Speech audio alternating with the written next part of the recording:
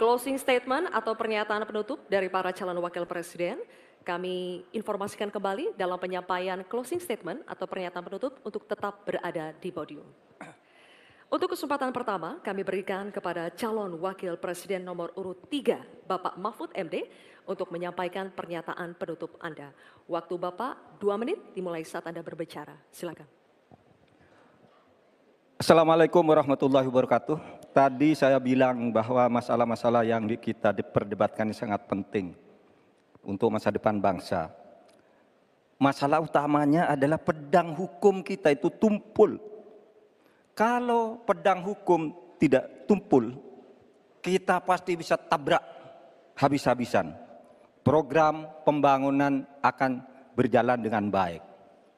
Mas Ganjar dan saya minta maaf kepada para ibu dan anak cucu yang telah ikut terlibat atau tanpa bisa berbuat apa-apa ketika terjadi perusakan alam yang ibu dan para cucu itu huni. Saya teringat tadi ketika membaca Zaharul Fasadu fil Barri wal Bahr. Telah terjadi kerusakan di daratan dan di lautan. Dan terkait ini saya teringat lagu Ebit GAD yang berbunyi begini. Barangkali di sana ada jawabnya.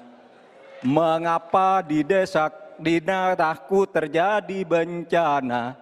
Mungkin Tuhan mulai bosan melihat tingkah kita yang selalu salah dan bangga akan dosa-dosa dan seterusnya. Itu bukti kerusakan lingkungan, pesan kepada kawan. Saudara, kami berjanji bahwa kami akan kembalikan secara bertahap hak rakyat dan untuk ibu-ibu dan para anak cucu. Kita akan tagih dunia internasional untuk membayar hutang-hutang yang telah merusak pembangunan. Sebagai santri NU saya ingin mengutip dalil Gus Dur, tasarruful imam ala royah manutun bil maslahah, tugas pemerintah terhadap rakyatnya adalah kesejahteraannya. Selesai. Baik, terima kasih Bapak Mahfud MD. Baik, selanjutnya kami beri kesempatan bagi calon wakil presiden nomor urut 1, Bapak Muhaimin Iskandar untuk menyampaikan pernyataan penutup. Pak Muhaimin, waktunya 2 menit dimulai saat Bapak berbicara. Silakan. Inti dari pembangunan berkelanjutan adalah tidak ada satupun yang ditinggalkan.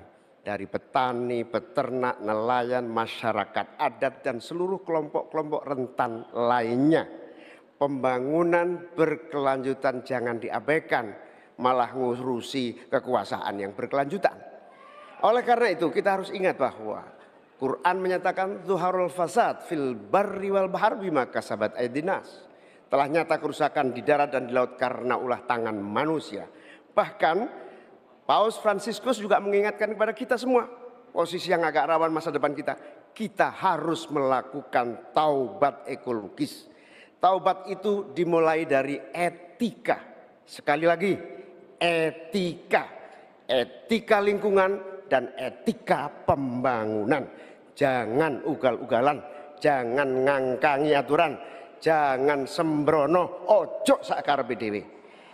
Saudara-saudara sekalian, insya Allah kalau Amin mendapatkan mandat, kita akan sungguh-sungguh. Yang pertama, kita akan anggaran untuk mengatasi krisis iklim, kita tingkatkan secara signifikan, termasuk riset sekaligus implementasi energi baru dan terbarukan. Kita sahkan RUU masyarakat adat secepat-cepatnya. Dana subsidi atau dana untuk masyarakat desa kita tingkatkan 5 miliar per tahun agar warga desa dapat menikmati pembangunan. Yang selanjutnya kita juga akan teruskan subsidi BBM untuk masyarakat miskin, petani, nelayan miskin, dan kelompok rentan lainnya. Transportasi publik menggunakan energi listrik juga menjadi salah satu solusi untuk mengurangi polusi dengan cara pembangunan kota. Reforma agraria harus dieksekusi untuk memangkas ketimpangan. Saatnya kita berubah, saatnya kita pilih perubahan. Baik, terima kasih Bapak Muhaimin. Baik, kita akan berikan kesempatan juga Kepada calon wakil presiden nomor urut 2, Bapak Gibran Rakabuming Raka untuk memberikan pernyataan penutup. Waktu Anda 2 menit dimulai ketika berbicara. Silakan. Baik, terima kasih. Saya tidak akan pernah bosan-bosan membahas hilirisasi. Dengan hilirisasi kita akan keluar dari middle income trap. Dengan hilirisasi kita akan meningkatkan nilai tambah di dalam negeri. Dengan hilirisasi kita akan membuka lapangan pekerjaan seluas-luasnya. Tentunya dalam pelaksanaannya dipikirkan aspek lingkungan, keberlanjutan, dan sosialnya. Dampak perubahan iklim ini semakin nyata. Banjir, kekeringan, kenaikan air laut, ini adalah ancaman nyata dan sudah di depan mata. Semua masalah ini adalah tantangan zaman now. Membutuhkan solusi zaman now. Tantangannya adalah bagaimana kita mencari titik tengah, titik keseimbangan. Lanjutkan hilirisasi, tapi wajib menjaga lingkungan. Tingkatkan produktivitas pertanian dan sektor maritim, tapi wajib menjaga keseimbangan alam. Terima kasih Prof. Mahfud, Gus Muhaimin.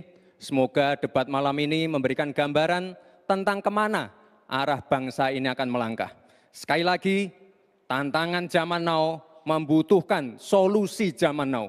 Tentunya anak-anak zaman now perlu lebih banyak lagi dilibatkan. Terima kasih Pak Prabowo sebagai salah satu senior dan teladan yang paling banyak melibatkan anak-anak zaman now.